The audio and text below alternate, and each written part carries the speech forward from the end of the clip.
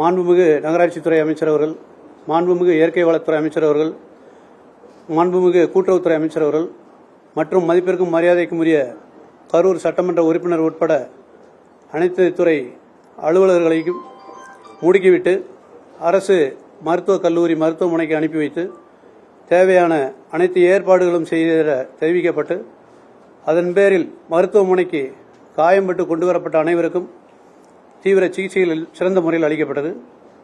இருப்பினும் சம்பவ இடத்தில் இருந்து இறந்த நிலையில் 39 நபர்கள் கொண்டு வரப்பட்டனர்.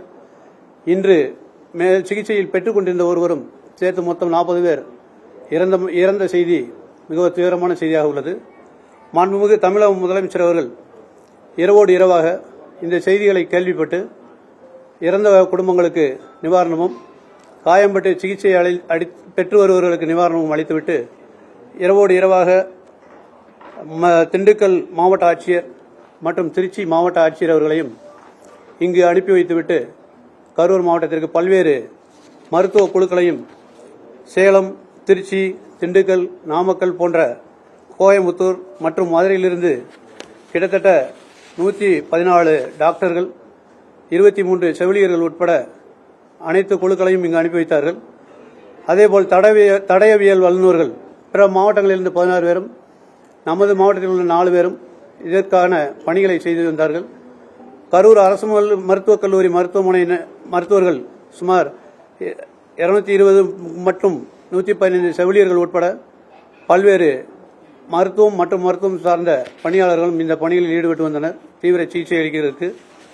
அவை போக தனியார் மருத்துவமனைகளிலும் நமது கரூர் மாவட்ட அரசு மருத்துவக் கல்லூரி மருத்துவமனையிலும் கிட்டத்தட்ட 110 நபர்கள் மருத்துவ சிகிச்சையை பெற்று வந்தனர்.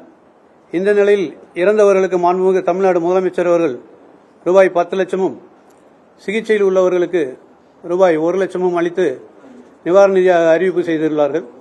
மேலும் மாண்புமிகு முதலமைச்சர் அவர்களும் துணை முதலமைச்சர் அவர்களும் உடனடியாக இங்கு வருகை புரிந்து மருத்துவமனையில் சிகிச்சை பெறுபவர்களையும் அவர்களுக்கு உடன் இருப்பவர்களையும் பார்த்து ஆறுதல் அளித்து இறந்தவர்களுக்கு அஞ்சலியும் செலுத்தி சென்றார்கள்.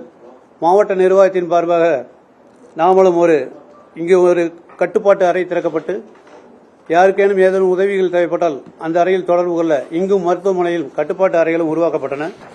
இவை தவிர நமது 39 நபர்களுக்கும் இறந்து போன ராத்திரியோடு ராத்திரியாக இறந்த 39 நபர்களுக்கும் மாண்புமிகு சுகாதாரத்துறை அமைச்சர்கள் மற்றும் மாண்புமிகு முதல்வர் அவர்களின் ஆணையின்படி உடனடியாக பிரேத பரிசோதனை செய்து உறவினர்களிடம் அவைகள் ஒப்படைக்கப்பட்டன.